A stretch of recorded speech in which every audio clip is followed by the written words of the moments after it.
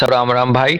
एक बार सबका राम स्वागत। राम बोस। राम राम राम सबको। राम। राम और राम बॉस। राम राम बेटा। जीएनएम है आज। और पेज नंबर कौन सा अमित शर्मा? पेज नंबर है 154। हाँ जी। 154 है। डेट हो गई है 11 फरवरी 2025। हाँ जी। और हम पढ़ रहे हैं लंग्स ब्रोंकाई एंड ट्रैकिया, जिसमें हम हम्म। पढ़ रहे हैं SBS of the bronchial and tracheal mucosa.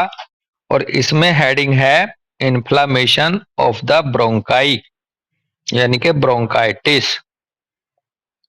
SBS के बारे में कह रहे हैं। एसबीएस जो है इसमें भी वही है, SBS of the bronchial and tracheal mucosa वाला।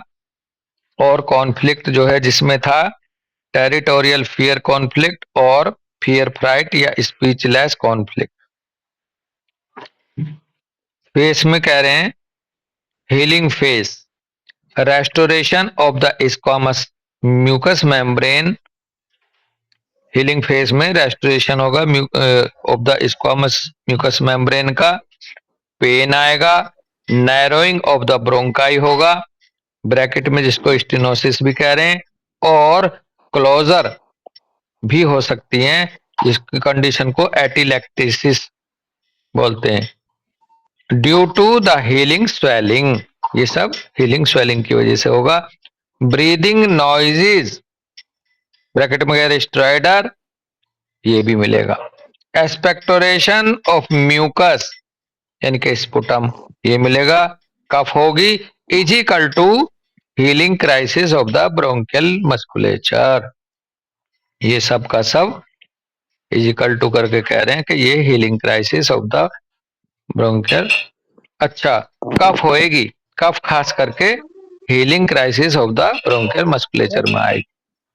सबके साथ में जब ये प्रोडक्शन आ रहा है ना, अपना क्या कहते हैं, इसका एक्सपेक्टोरेशन आ रहा है, हाँ तो म्यूकस प्रोडक्शन का मतलब हीलिंग फेज आ गई। हाँ हाँ। और अमित भाई, कफ को स्पेशली इन्होंने कहा कि यदि कफ आ रही है तो वहां पे आप हीलिंग क्राइसिस समझ के चलना ब्रोंकियल मस्कुलेचर का। The cough the coughs biological purpose is to expectorate the mucus. Cough का बायोलॉजिकल पर्पज होता है एक्सपेक्टोरेट करना म्यूकस को। रिमार्क में कह रहे हैं बाय रिकरिंग कॉन्फ्लिक्ट और in hanging healing, conventional medicine speak of chronic hypertrophic bronchitis। Recurring conflict की वजह से या हैंगिंग हीलिंग की वजह से अगर है बना है यहाँ, तो कन्वेंशनल मेडिसिन इसको बोल देती है कि क्रॉनिक हाइपरट्रोफिक ब्रोंकाइटिस हो रखा बंदे को।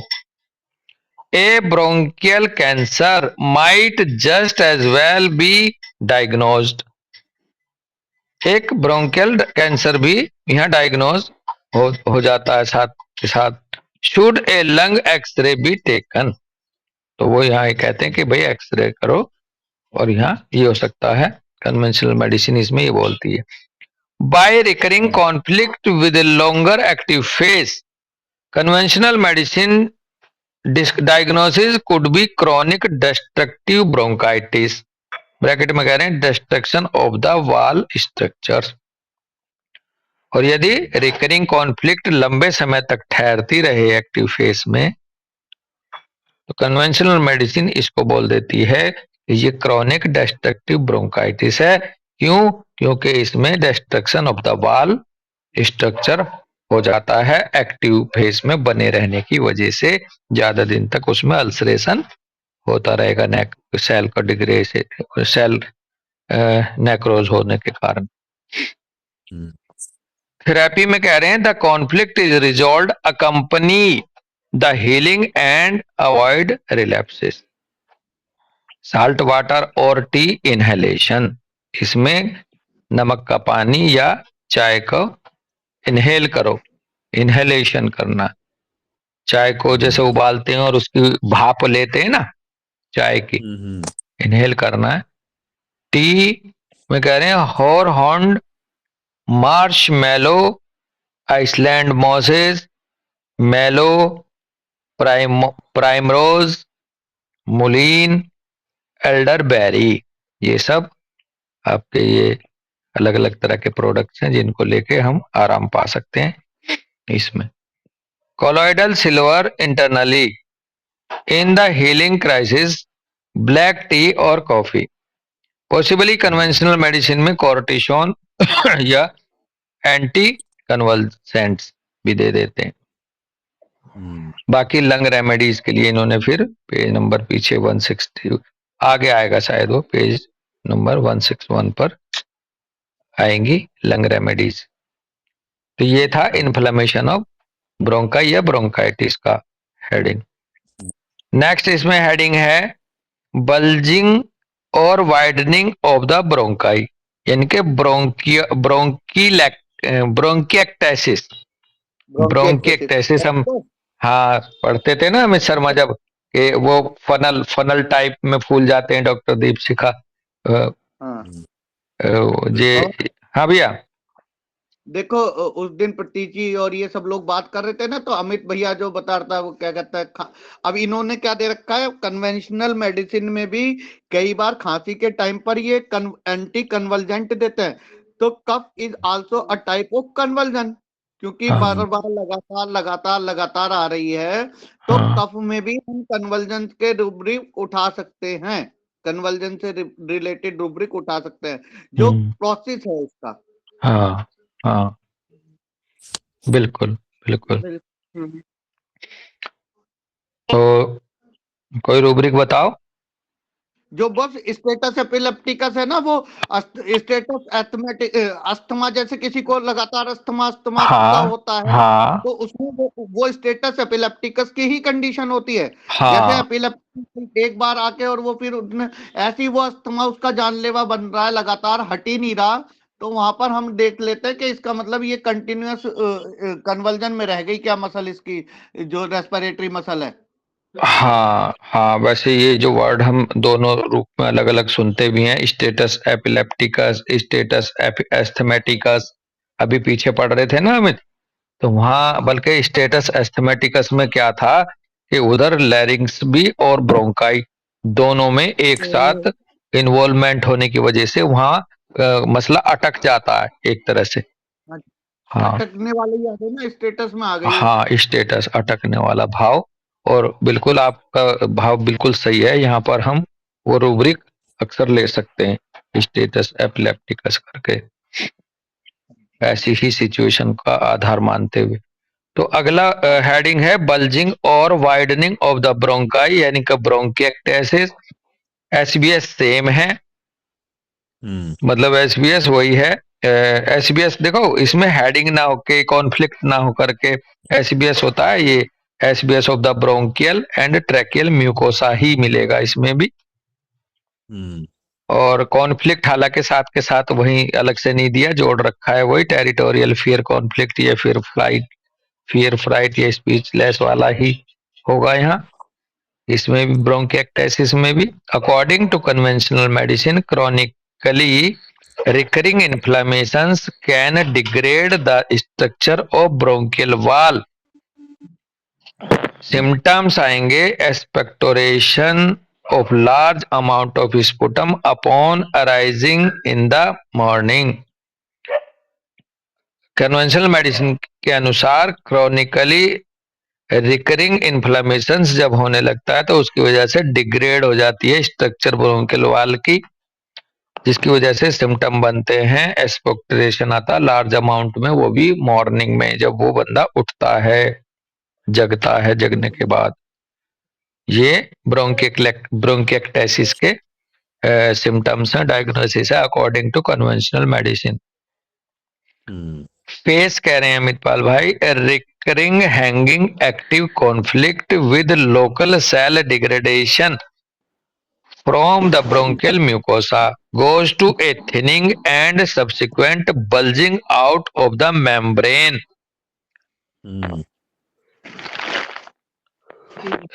रिकरिंग होने की वजह से हैंगिंग एक्टिव कॉन्फ्लिक्ट का लोकल सेल डिग्रेडेशन होता है ब्रोंकियल म्यूकोसा का, मतलब पूरी ब्रोंकियल म्यूकोसा इन्वॉल्व ना होकर के एक पार्ट पर ब्रोंकियल म्यूकोसा में सेल डिग्रेडेशन हो जाए, जिसकी वजह से थिन हो जाती है वो ब्रोंकियल वाल, और जिसकी वजह से बल्जिंग आउट हो जाती है बाहर की तरफ को। जैसे एक एक उसको एक स्ट्रक्चर होती है, स्ट्रक्चर है जैसे वो नहीं होती अमित शर्मा शकरकंदी, दोनों तरफ से पतली बीच में से मोटी, spindle shaped, this is spindle shaped. Spindle, उसको स्पिंडल बोलेंगे ना, है? हाँ जी, हाँ जी। हाँ हाँ, तो इस तरह की बल्जिंग हो जाती है भी जगह जगह ब्रोंकाई ब्रोंकियल ट्री में। तो bulging out of the membrane during the periods between the healing phases, there is increase sputum with coughing in the healing crisis.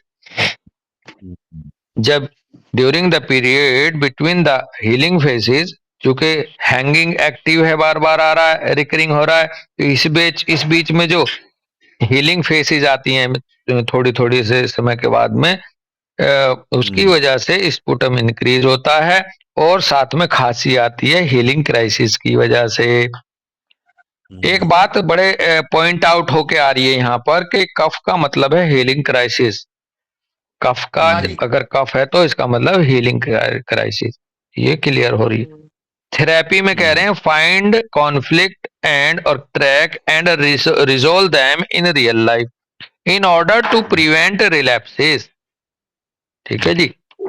तो इसमें भी रेमेडीज 161 पे एक बार देख ही लेते हैं क्या बता रहे हैं, ये हर जगह कह के चलेंगे। तो 161 पे रेमेडीज क्या है अमित शर्मा भाई? थेरेपी लंग रेमेडीज में है रेगुलर ब्रीदिंग एक्सरसाइज, जिम्नास्टिक्स, ये करना होगा लंग रेमेडीज के लिए। और टी बोला गया लंग रेमेडीज के लिए हॉर्नड लंगवर्ड, फायर निडल, आर्जिमनी, सेज, प्लेंटेन, नोट ग्रास, हाँ, पिलारगोनियम रूट एक्सट्रैक्ट, कोलाबा बोलते हैं इसको, फ्रॉम श्वेबे फार्मा। हमारी मेडिसिन होगी जरूर फिर ये। ठीक है जी, ये है इसमें लंग रेमेडीज का। और थोड़ी ना है कहीं, यही तो है बस।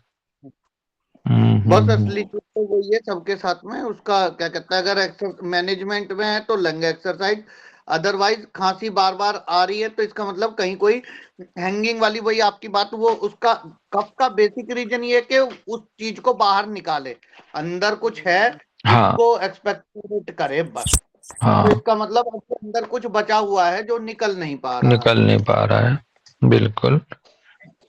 ठीक है जी। तो हाँ, तो ये था बल्जिंग और वाइडनिंग ऑफ द ब्रोंकाई, यानी कि ब्रोंकिएक्टेसिस। नेक्स्ट हेडिंग है इन्फ्लामेशन ऑफ द ट्रैकिया, ट्रैकाइटिस जिसको कहते हैं, ट्रैकियल कैंसर, ब्रैकेट में कह रहे हैं tracheal epithelial cancer. Same SBS रहेगा, SBS of the bronchial and tracheal mucosa से रिलेटेड ही। Regarding conflict the mucosa of the trachea belong to the bronchi. Regarding conflict की बात कर रहे हैं तो the mucosa of the trachea belongs to the bronchi. Mucosa जो trachea का है, जो जो बिलोंग करता है ब्रोंकाई से, वहां पर इसका और उससे रिगार्डिंग कॉन्फ्लिक्ट होगा। और कॉन्फ्लिक्ट तो है वही टेरिटोरियल फियर कॉन्फ्लिक्ट, या फियर फ्लाइट, या स्पीचलेस कॉन्फ्लिक्ट। टिश्यू इसमें ट्रैकियल एपिथेलियम इन्वॉल्व हो रहा है, सेरेब्रल कॉर्टेक्स कंट्रोल करता है, एक्टोडर्मल लेयर से ये टिश्यू बनता है ट्रैकियल एपिथेलियम का। फेस में कह रहे हैं हीलिंग फेस को लेके चल रहे हैं, कह रहे हैं restoration of the squamous mucous membrane. Healing phase में रेस्टोरेशन होगा स्क्वामस म्यूकस मेम्ब्रेन का। Pain under the breast bone, breast bone के नीचे पेन होगा। Possibly narrowing of the trachea, tracheal stenosis due to healing swelling. इस especially by syndrome. Possible है कि trachea में नैरोइंग हो जाएगी, ट्रैकियल स्टेनोसिस जिसको ये टर्म दे रहे हैं, और इसका कारण हीलिंग स्वेलिंग हो रहेगा, especially by syndrome. If the cell degradation was long and intensive, the healing can also take long time. Very good. अगर डिग्रेडेशन लंबा चला, सेल का कॉन्फ्लिक्ट एक्टिव लंबा चला, इंटेंसी लेवल पर सेल डिस्ट्रॉय हुई, तो हीलिंग भी लंबा समय ही लेगी। कौन सा एफोरिज्म बोलता है कि जैसा केस वैसा ही टाइम ऑफ रिकवरी। हाँ जी।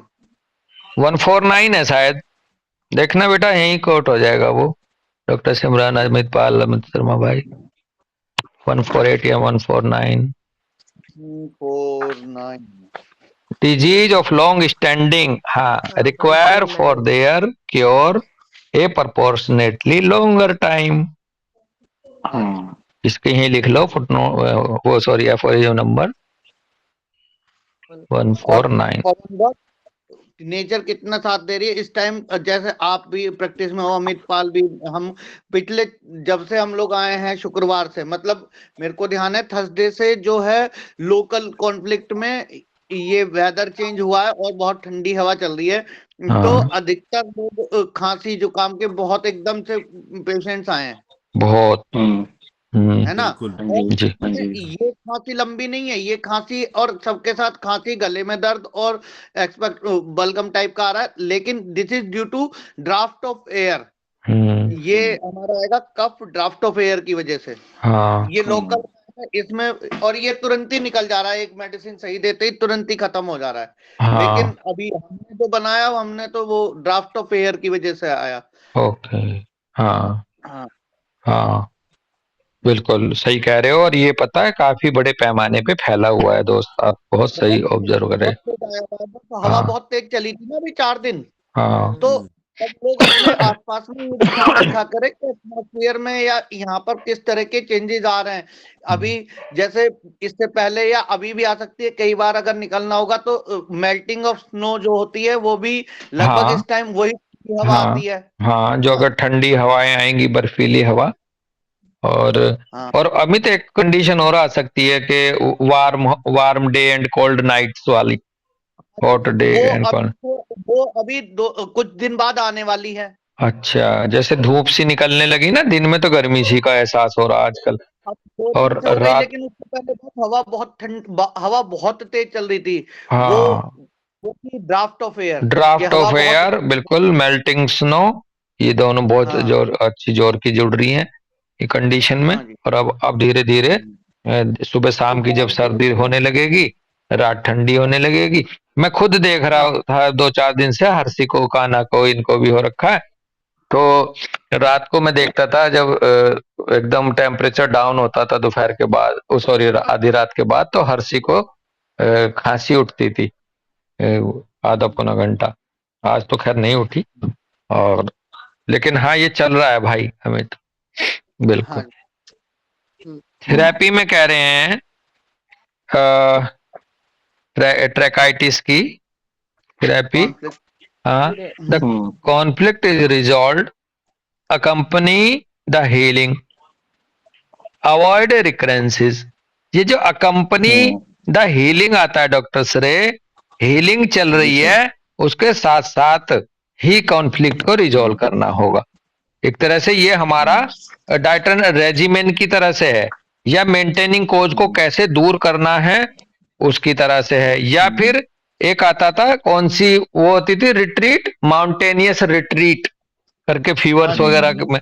तो ये अकम्पनी द हीलिंग, यानी कि हीलिंग के साथ साथ ही आपको ऐसी व्यवस्था करनी है कि उसका कॉन्फ्लिक्ट रिजॉल्व भी हो जाए। अवॉइड रिकरेंसेस, और ऐसी कंडीशन पैदा करनी है सरकमस्टांसिस में कि उसकी रिकरेंसेस ना हो। इन the healing crisis, in the healing crisis, अच्छा, ये इन द हीलिंग क्राइसिस में अवॉइड, अच्छा, हीलिंग क्राइसिस को अलग से दे रखा है, चलो मैनेज करना है उसको। पॉसिबली कन्वेंशनल मेडिसिन, अच्छा हाँ ये आएगा हीलिंग क्राइसिस में संभवतः कन्वेंशनल मेडिसिन में कोर्टिसोन दे दो, देनी हो सकती है। पवन हाँ बस अमित। ये जो है avoid recurrences in the healing crisis, ऐसे नहीं होना चाहिए। हाँ ये तो यहां तक पूरा हो गया है हाँ जी।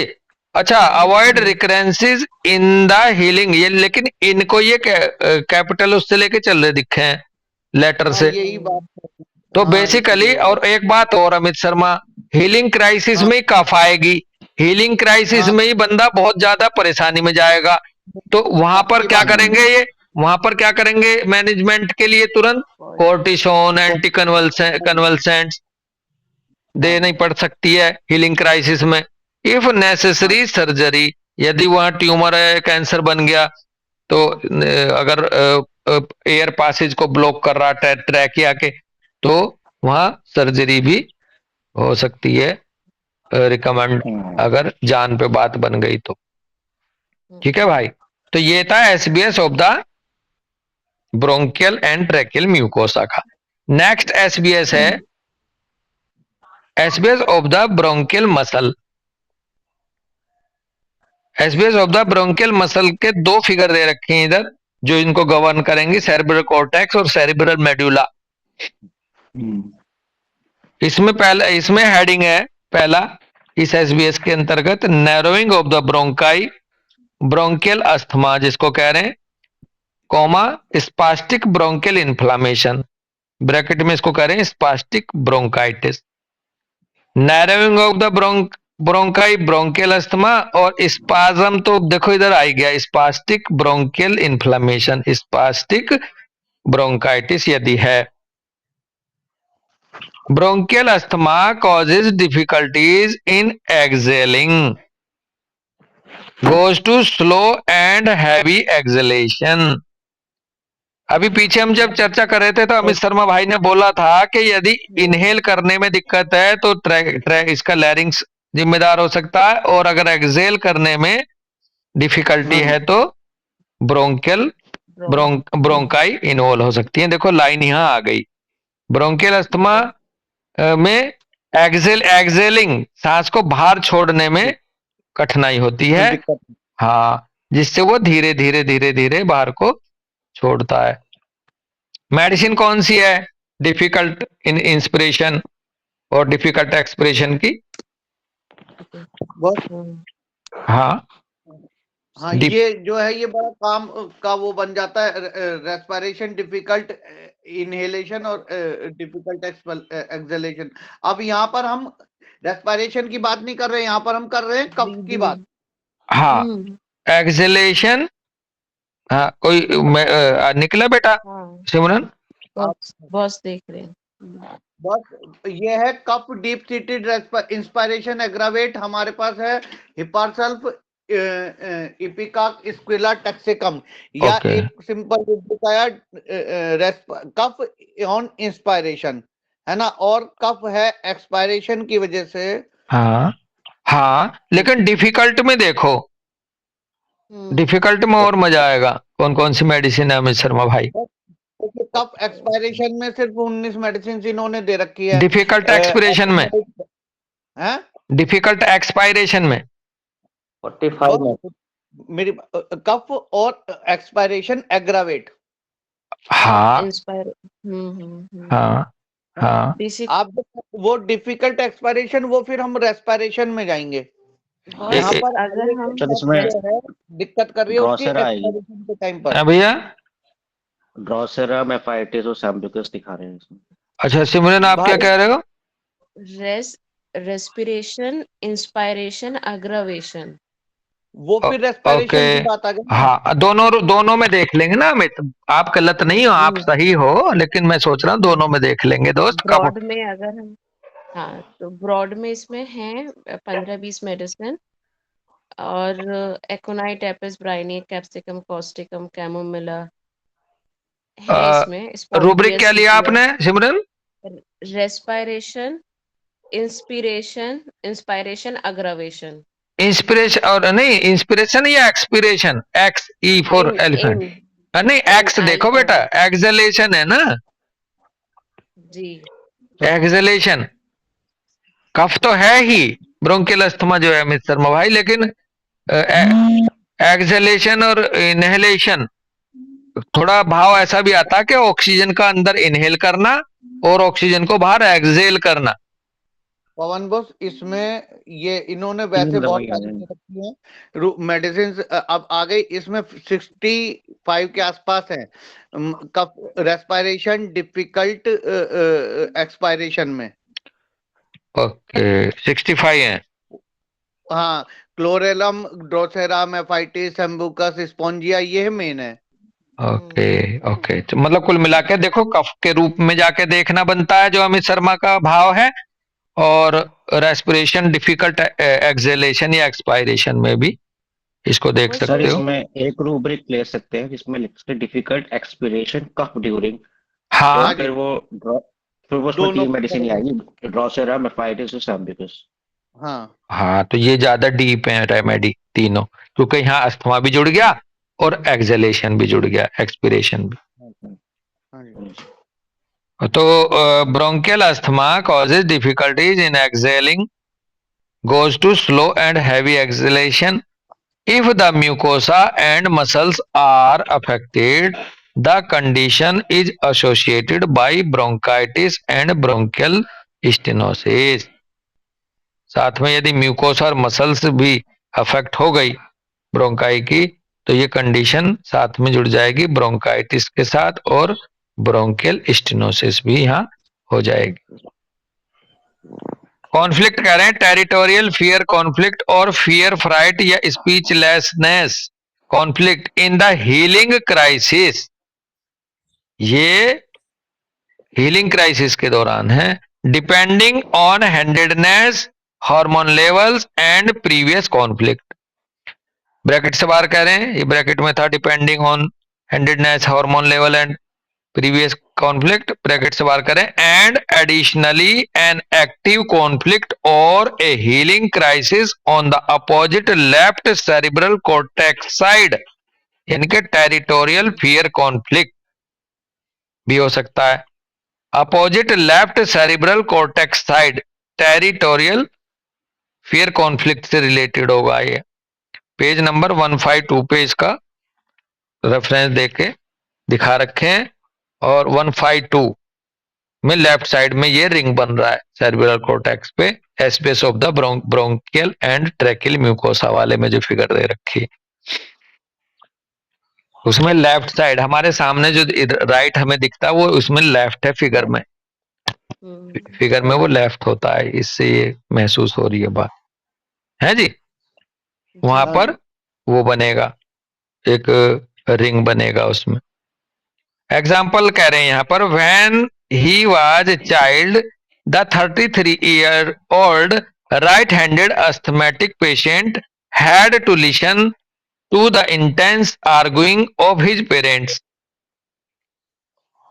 जब छोटा बच्चा था, ये 33 साल का मरीज अब जो आया है राइट हैंडेड अस्थमेटिक पेशेंट जो है, ये सुनता रहता था जब छोटा था intense arguing of his parents, अपने पेरेंट्स की बहुत ही तीव्र आर्गुमेंट ये सुनता था जब छोटा था। द पेरेंट्स देन सेपरेटेड, उसके बाद पेरेंट्स सेपरेट हो गए, is equal to territorial fear conflict affecting the bronchi, fright fear conflict affecting the larynx and stink conflict affecting the mucous membrane of the nose. तो इस बंदे के साथ तीन कॉन्फ्लिक्ट आए। पहला आया सेपरेशन की वजह से टेरिटोरियल फियर कॉन्फ्लिक्ट, जिसकी वजह से ब्रोंकाई अफेक्ट हुई। दूसरा आया फ्राइट फियर कॉन्फ्लिक्ट, जिसकी वजह से लैरिंग्स अफेक्ट हुआ इसका। और तीसरा स्टिंक कॉन्फ्लिक्ट था, इसको ये सेंस नहीं करना चाहता था उस माहौल को, तो जिसकी वजह से म्यूकस मेम्ब्रेन इसकी अफेक्ट हुई नोज की। All three conflicts lead to cell degradation in the active phase and restoration in the healing phases. अब ये तीनों कॉन्फ्लिक्ट में एक्टिव फेज में सेल डिग्रेडेशन होता है, और रेस्टोरेशन में तीनों में इनमें हीलिंग फेज में रेस्टोरेशन होता है सेल का। The patient has several tracks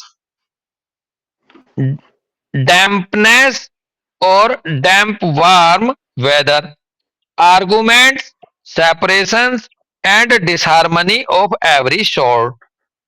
अब इस पेशेंट को कई सारे ट्रैक बन गए हैं इसके अंदर। एक तो डैम्पनेस और डैम्प वार्म वेदर का है, आर्गुमेंट्स का भी है ट्रैक पीछे से, सेपरेशंस का भी है पीछे से, and disharmony of every shot का भी है।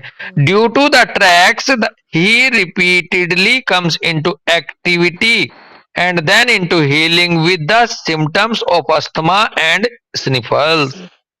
क्या बात है, ये कॉम्प्लिकेटेड केस आते हैं इस तरह के हमारे पास। देखो मल्टीपल ट्रैक की वजह से अमित, इन कॉम्प्लिकेटेड केसेस में इसका मतलब अभी मैं देख रहा था एलिमेंट फ्रॉम, इन केसेस में अभी भी element from is very important, क्योंकि वो लगातार बना हुआ दिक्कत कर रहा है। और आज ये तो मैंने अभी पहली बार देखा। देखो तीनों चीज आ गई, जहां डिस्कॉर्ड की वजह से कुछ भी हो सकता है, स्किन पर या यहाँ अफेक्शन नहीं आया तो element from Discord between parents. हाँ इसमें पता है मेडिसिन सबसे बड़ी क्या दे रखी है, element from Discord between parents में एकोनाइट के बाद एंटिमटाट। एंटिमटाट अब आप लगाओ एंटिमटाटी। तो ये जो अब हम जितना पढ़ेंगे कि ब्रोंकियल मसल्स की वजह से जो आ रहा है वो एंटिमटाट, और एंटिमटाट उसमें तो बिल्कुल न्यूमोगैस्ट्रिक नर्व के ऊपर अफेक्ट करके खांसी प्रोड्यूस ही करती है, ये करती है। तो कुल मिलाकर यहाँ कई चीजें मिलेंगी, उसको नाकबंद भी मिलेगी, उसको अस्थमा भी मिलेगा, है जी। और जितने जितने ट्रैक्स होंगे उनके अपने अपने ट्रैक्स की जो है एक एसबीएस के रूप में प्रोसेस मिलेगा वहां पर। किसी का क्राइसिस मिल सकता है, किसी का फेस 1 मिल सकता है, किसी का फेस 2 मिल सकता है। तो इस तरह से डॉक्टर सिमरन जो कल आप बात कर रहे थे, ये बन जाता है एक कन्वेंशनल मेडिसिन के अनुसार एक सिंड्रोम टाइप की स्थिति, ये बन जाती है डॉक्टर श्रेय फिर। नेक्स्ट एग्जाम्पल है the 60-year-old right-handed retiree with 2 grown children has had a cat allergy since his 80th birthday। एक 60 ईयर ओल्ड बंदा है, राइट हैंडेड है, रिटायर हो चुका है, 2 ग्रोन चिल्ड्रन हैं उसके पास, उसको कैट एलर्जी है जब वो 18 साल का था तभी से, उसके 18वें बर्थडे से ही। Whenever he is near a cat for longer than half an hour the bronchi tighten up and he cannot breathe properly although he loves cats। Moved to tears, he recalls the original conflict 40 years ago। His favorite cat often stole food from the table। Once his mother caught the cat in the act and beat him so hard that the cat slunk into a cellar। होय होय, slunk क्या होता है भाई देखना, slunk into the cellar, देखो तब भाव निकालेंगे इसका, अच्छा निकाल के लाए ये SLUNK, SLUNK। अमित पाल भाई हैं, देखो चोरी चुपके चुपके आना जाना, slunk into the cellar। अच्छा, slunk into the cellar, ऐसे जाना कि आवाज ना पता चले पैरों की, बस वो दबे पांव आती थी ना। सेलर मतलब जो वो जगह होती है, कमरा होता है। हाँ, सेलर का मतलब एक ढकी हुई कोई चीज उसमें। सेलर छत के नीचे, सेलर सर वो जो अंडरग्राउंड बेसमेंट होता है ना, बेसमेंट में, हाँ उसमें से आती थी। बेसमेंट है ये बेसमेंट है बिल्कुल। तो वो कह रहे हैं कि ये आधा घंटा भी नहीं रह सकता किसी कैट के पास, क्योंकि इसके ब्रोंकाई जो है वो टाइटन अप हो जाते हैं और ब्रीद प्रॉपरली नहीं कर सकता फिर ये, यद्यपि उसे कैट्स प्यारी बहुत लगती है और उसके आंसू आने लगते हैं कैट्स को लेकर के, और वो अपनी याद ताजा हो जाती है उसको ओरिजिनल कॉन्फ्लिक्ट की। 40 साल पहले उसकी एक फेवरेट कैट थी जिसने फूड चुरा लिया था टेबल से। एक बार उसकी माँ ने उसे पकड़ लिया ऐसे करते हुए, जो कि वो चुपचाप आती थी स्लंक के मतलब चुपचाप आती थी सेलर में से, तो उसकी माँ ने पकड़ लिया। After that the cat had nothing to do with any family member other than him is equal to territorial fear conflict. After that, the cat had nothing to do with any family member other than him. तो basically जब उसकी माँ ने उसको पीटा था cat को एक बार अच्छे खासे तरीके से, तो और किसी को तो कुछ हुआ नहीं। उसके बाद किसी फैमिली मेंबर को, केवल उसी को परेशानी हुई और वो बंदा गया टेरिटोरियल फियर कॉन्फ्लिक्ट में। ही ऑलवेज गोज डाउन। या वो बिल्ली और किसी के पास और किसी से मतलब नहीं रखती थी, अब वो सिर्फ और सिर्फ इससे मतलब रखती थी, तो हाँ, ये इससे जुड़ी थी। ओके ओके, इसी का लगाव था, इसी से जुड़ी थी। हाँ हाँ जी, तो इसलिए ये अफेक्ट हुआ और फैमिली मेंबर की जगह। He always goes down and stroke his pet. हाँ जी, she then licks his temples with gratitude. Later the cat dies. हाँ तो भाई कुल मिला के बात ये भी है, और फैमिली मेंबर कुछ नहीं करते थे उसके लिए, यही करता था, यही जुड़ाता, तो यह हमेशा जाता था उसको थोड़ा सा उसको थपथपाता था, तो फिर वो उसके टेम्पल्स को चाटती थी ग्रेटिट्यूड के साथ। लेकिन बाद में वो कैट जो है वो मर गई। एडिशनल फाइंडिंग में कह रहे हैं कि the patient has a basalioma होता है basal cell produce new skin cells as old ones dies. अच्छा, BASALIOM ऑन द टेम्पल। क्या बात है। The patient has a basalioma on the temple, और बेसिलियम का मतलब होता है बेसल सेल का प्रोड्यूस होना, नई बेसल सेल का पुराने की जगह। तो ये भी इसको टेम्पल पे मिला, हो गया just on the spot. Is equal to for the last 40 years a hanging separation conflict, the skin contact with the cat is broken off. तो ये और जुड़ी हुई थी इसके साथ उस बंदे के। ये इसके साथ वो आ गया ना delusion head carriage done head by smooth delicate वाला। फील सॉफ्टनेस की आ रही है और वो हट गया, वो चला, वो अब है नहीं कैट की वो सूदिंग टच, तो इसको ये उसमें चला गया कॉन्फ्लिक्ट में, सेपरेशन कॉन्फ्लिक्ट में चला गया अमित भाई। और रिमार्क कर रहे हैं यहाँ पर, रिमार्क दे रहे हैं, टिप्पणी कर रहे हैं कि the patient's cat allergy is based like all allergens on a track. ये जो इसको पेशेंट को कैट एलर्जी थी, ये बिल्कुल दूसरे एलर्जीज की तरह से ट्रैक आधारित है। For the subconscious of this man cats are an alarm signal. इसके सबकॉन्शियस के लिए, सबकॉन्शियस लेवल पे इस इंसान के, ये जो कैट है ये अलार्म सिग्नल है एक तरह से। Watch out something bad could happen again is equal to start up the bronchial SBS is equal to relaxation of the bronchial musculature in the active phase goes to cramp up in the healing crisis, और is equal to conventional medicine इस सबको कह देती है asthma. तो basically subconscious पे इसके ये अलार्म सिग्नल है।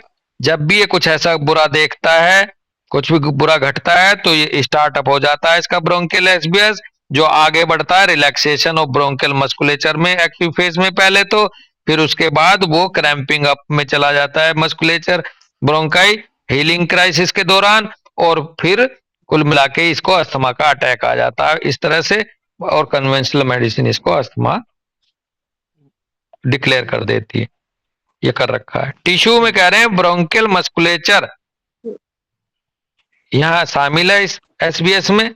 सेरिब्रल कॉर्टेक्स कंट्रोल कर रहा है, सेरिब्रल कॉर्टेक्स कंट्रोल कर रहा है, और एक्टोडर्मल ओरिजिन है, और खास करके नर्व सप्लाई को लेकर के बात हो रही है, is equal to innervation. Otherwise musculature को लेकर के सेरिब्रल मेडुला का भाव आ रहा था, लेकिन सेरिब्रल कॉर्टेक्स इसलिए इन्वॉल्व है क्योंकि नर्व सप्लाई का जो है यहाँ लेना देना है, एक्टोडर्मल ओरिजिन होती है नर्व सप्लाई इनर्वेशन का।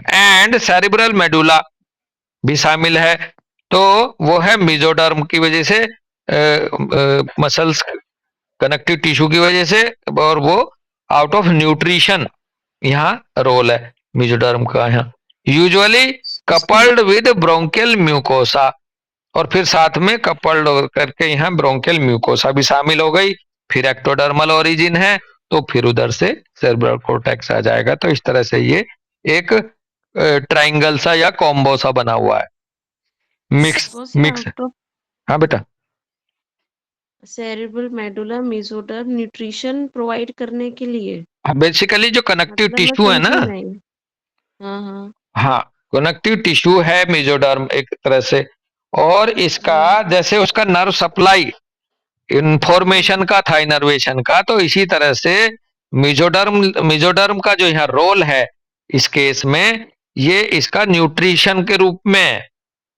न्यूट्रिशन बोले तो ऐसे सप्लाई, ब्लड सप्लाई या कुछ ऐसा भाव, ये दो तरह से, एक तो होता है सपोर्टिव टिश्यू मेसोडर्मल जैसे बोन्स है, एक है न्यूट्रिटिव टिश्यू मेसोडर्म का, है ना बेटा।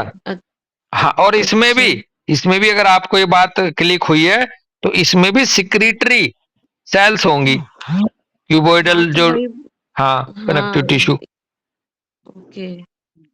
हाँ नॉर्मली तो हम मेसोडर्म को न्यूट्रिशन से नहीं जोड़ते, ये दिमाग में नहीं आता, तो हाँ इसलिए थोड़ा सा। हाँ, नहीं ये अच्छा आया दिमाग में अब जो आपने बात उठाई है। बेसिकली कनेक्टिव टिश्यू को मेसोडर्म से जोड़ते हो, और कनेक्टिव टिश्यू सपोर्ट के लिए भी होता है, कनेक्टिव टिश्यू सिक्रीशंस के लिए भी होता है, ल्यूब्रिकेशन के लिए जिम्मेदार होता है ना बेटा, जो सेल्स होती हैं।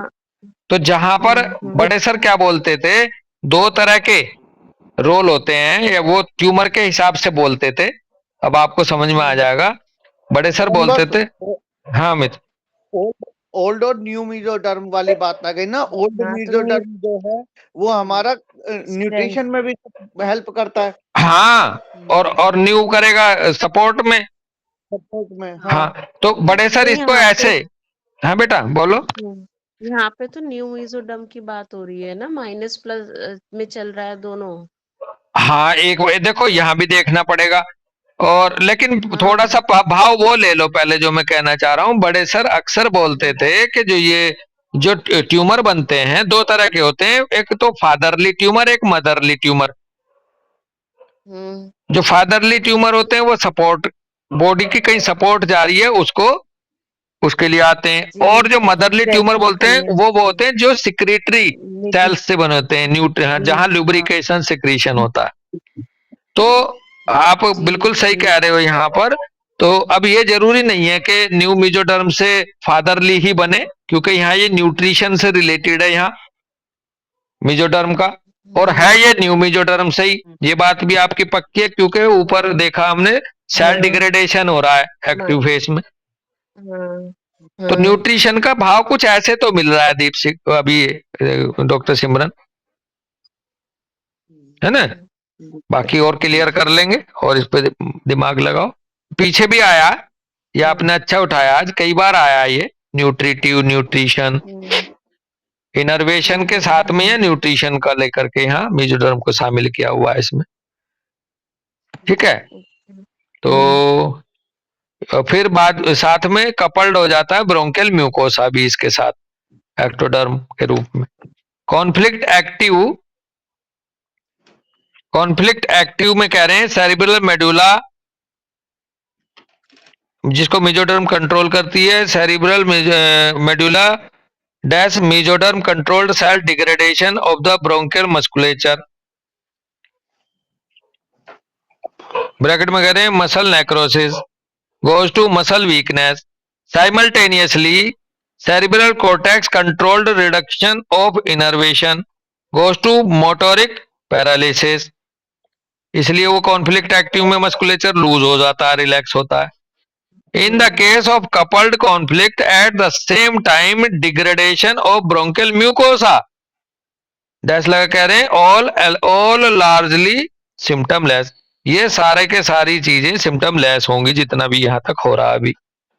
बायोलॉजिकल मीनिंग है widening of the lumen in the bronchi due to relaxed bronchial musculature goes to get air better and faster. Relax करके ब्रोंकियल मस्कुलेचर को वाइडनिंग करने का मकसद है ताकि एयर जो है बेटर तरीके से और फास्टर तरीके से जा सके अंदर. हीलिंग फेज में कह रहे हैं restoration of bronchial musculature and return of innervation. Tickling irritation in the throat होने वाला है by coupling at the same time bronchitis with expectoration. Healing phase में. हीलिंग क्राइसिस में यहां होने वाला है ब्रोंकियल अस्थमा अटैक यानी कि coughing fits, longer exhalation and और exhalation together. longer exhalation and or exhalation together with coughing. lasting अच्छा सांस छोड़ते वक्त अगर खांसी आ रही है, खांसी उठ रही है. हाँ जी. लास्टिंग या बोलते हुए भी आ रही है अमित शर्मा, बोलते हुए भी. Lasting from several minutes to a maximum of 3 days. Narrowing bracket में कह रहे हैं tightening of the bronchi and और ट्रैकिया, दमसक उठता है, suffocative cough, possibly with wheezing sound. Wheezing sound भी हो सकती है यहाँ. स्ट्रॉइडर ट्रैकियालिस जिसको बोलते हैं व्हेन ब्रीदिंग यहाँ पर. तो ये पूरी पिक्चर दे दी भैया ब्रोंकियल अस्थमा की इन्होंने. रिमार्क कह रहे हैं an attack occur when conflict is acute on the opposite left half of the cerebral cortex और also in healing crisis. Attack जो है दो तरीके से आ सकते हैं. In active on the opposite left half of the cerebral cortex, नहीं दो नहीं है, एक ही है. या अटैक ये आ सकता है हीलिंग क्राइसिस में. Only this constellation makes bronchial asthma possible. Constellation जब पढ़ेंगे आगे और मजा के साथ क्लियर हो जाएगा. लेकिन यह कह रहे हैं केवल यही कॉन्स्टलेशन है जो ब्रोंकियल अस्थमा को संभवतः बनाता है. मेल टेरिटरी बोलते हैं इसको, मस्कुलाइन डिफेंस बोलते हैं जो हम पीछे पढ़े थे हुए मस्कुलाइन फेमिनिन. बस उन्होंने कह दी ना कि अपोजिट लेफ्ट हाफ पे जब कॉन्फ्लिक्ट एक्टिव होगा तभी, और एक इधर हो गया तो भी वो बनेगा. और डेंजरस वाले अगले देखो बहुत बढ़िया बता है. A dangerous so-called status asthmaticus occur when the laryngeal musculature यानी कि left cerebral cortex is in healing crisis simultaneously with the bronchial musculature bracket में कह रहे हैं right cerebral cortex. ये स्टेटस अस्थमेटिकस जैसी कंडीशन तब बनेगी जब लैरिंजियल मस्कुलेचर जो है वो हीलिंग क्राइसिस में आएगा और साथ के साथ ही ब्रोंकियल मस्कुलेचर भी उसमें होगा हीलिंग क्राइसिस में. दोनों हीलिंग क्राइसिस में जब आ जाएंगे तो ना दोनों जगह से डबल डोर क्लोज हो जाएगा. ये तो भैया उसकी तरह हो गया एनाफाइलैक्टिक शॉक की तरह. हाँ क्या बात है. तो ये भी खतरनाक स्टेट है भाई, ये भी खतरनाक है उसी की तरह. मतलब हाँ so called status एस्थमेटिकस. Dr. Hammer describes how there were far more cases of pneumonia previously with serious healing crisis than there are today. Doctor Hammer ने डिस्क्राइब करें कि कैसे फार मोर केसेस न्यूमोनिया के प्रीवियसली होते थे seriousness के साथ healing crisis में than there are today. However, now there are many more asthmaticus. ओहो क्या बात है. देखो पहले तो न्यूमोनिया ज्यादा होता था लेकिन अब ज्यादातर है एस्थमेटिक, मोर एस्थमेटिकस टाइप के. दिस हाँ इज ठीक बिकॉज है। Nowadays more people are constellated by allergic bronchiasthma. The conflict is started up briefly due to a track. ज्यादातर लोग आज की डेट में मोर पीपल आर कॉन्स्टिलेटेड। पवन कॉन्स्टिलेटेड। भक्त, हाँ अमित। पहले सीधी सीधी सी बात थी, सिंपल लोग थे, कोई बात हुई तभी के तभी अफेक्ट होते थे और चले जाते थे। अब जो है वो दिल में और मन में उस बात को दबा के छुपा के रखे रहते हैं और कॉन्स्टिलेशन में पड़े रहते हैं, लेकिन हाँ, कहते किसी से कुछ है नहीं। क्या बात है। कॉन्स्टिलेशन कैसे बनता है ये भी भाव आ गया आपकी बात से। अगर किसी हाँ, की बात को आपने मन में गांठ बांध के रख ली तो यही वो रिंग है, गांठ बांध के रखना। कॉन्स्टिलेशन है। हाँ। हाँ, और दोनों चूंकि आजकल चीजें गांठ ज्यादा लग जाती है लोगों के दिमाग में, तो इसलिए उनके ट्रैक कॉन्फ्लिक्ट ट्रैक बन जाता है, और इसलिए ज्यादातर आज की डेट में अस्थमैटिकस वाले मिलते हैं। और अस्थमैटिकस वाले इसलिए मिलेंगे क्योंकि पहले निमोनिया होता था तो एक ही ट्रैक करके निकल जाता था प्रोसेस को पूरा, एक ही एसबीएस। अब हाँ जी, लैरिंग्स का भी एक्टिवेट हो जाता है, ब्रोंकाई का भी एक्टिवेट हो जाता है कॉन्स्टिलेशन की वजह से। तो अब स्टेटस में पड़ गए अब ये एस्थमेटिकस की। वे- हाँ बेटा। बस मैं ये कह रही हूँ उसमें तो पहले प्रीवियसली निमोनिया होता था तो लंग इफेक्टेड होता था। हाँ अभी अस्थमैटिक्स ज्यादा होते हैं तो लैरिंग्स और ट्रैकिया इधर लैरिंग्स और ब्रोंकस ज्यादा इफेक्टेड होते हैं। हाँ तो हाँ। ये तो सीरियसनेस कम हुई है ना। नहीं नहीं बेटा, सीरियसनेस इसलिए कम नहीं हुई कि निमोनिया जो था वो कनेक्टिव टिश्यू में होता था नीचे, पेरेनकाइमल हाँ, पेरेनकाइमल टिश्यू में। तो उधर तो डेथ फ्राइट कॉन्फ्लिक्ट आ गया और इधर फियर फ्राइट आ गया, तो ये- मतलब मैं ऐसे। हाँ। इधर हाँ, दोनों चीज आ गई भाई, डेथ फियर प्राइड के साथ डेथ टेरिटोरियल वाला भी तो आ गया। एक तरह और से। हाँ हाँ मित। हम्म, जब दोनों हम्म। एक साथ है तब स्टेटस बनाए हैं।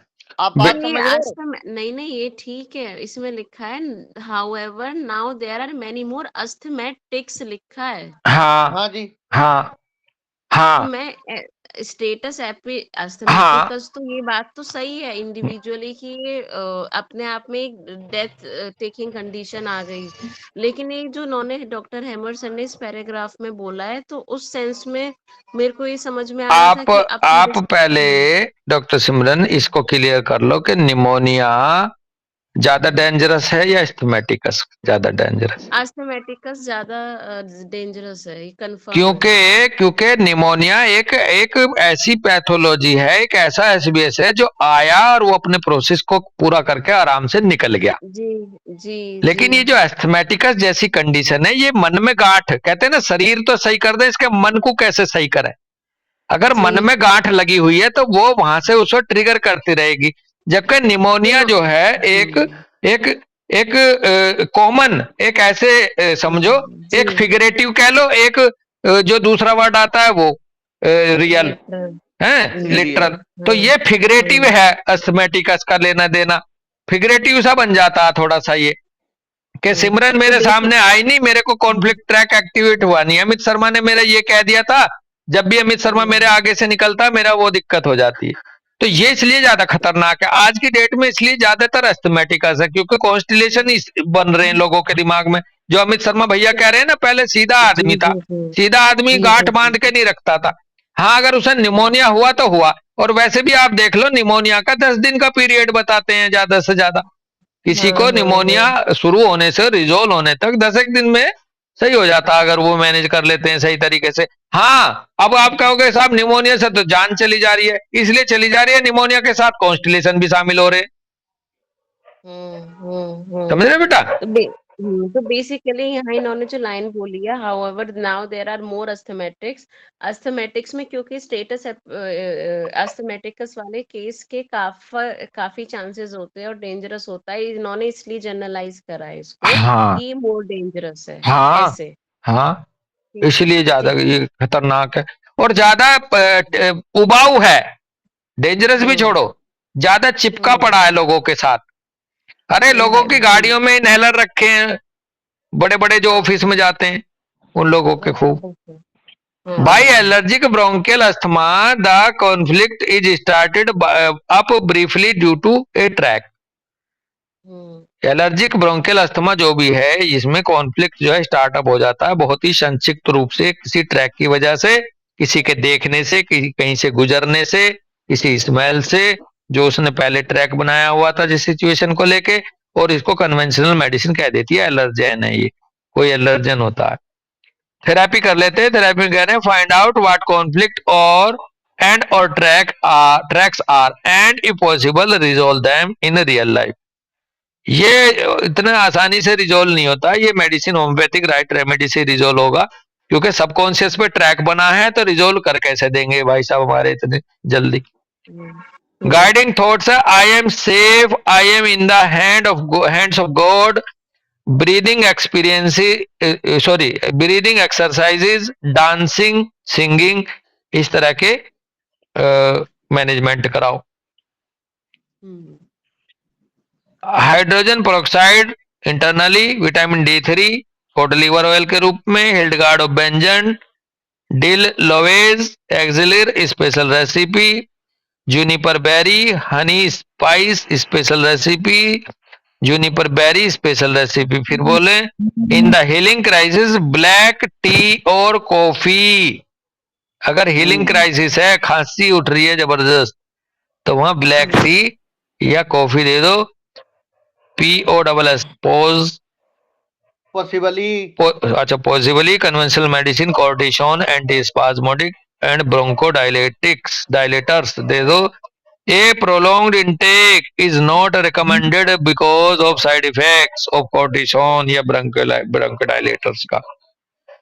तो बहुत अच्छे से इसका सम अप हुआ, अच्छा सा आ गया। लेकिन अपने इधर ये कॉफी या ब्लैक टी जैसी चीज थोड़ी बहुत तो हम भी मैनेज कर सकते हैं लोगों।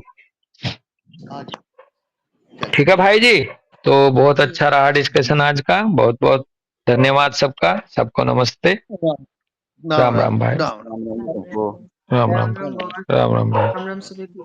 राम राम भाई। नमस्ते बॉस।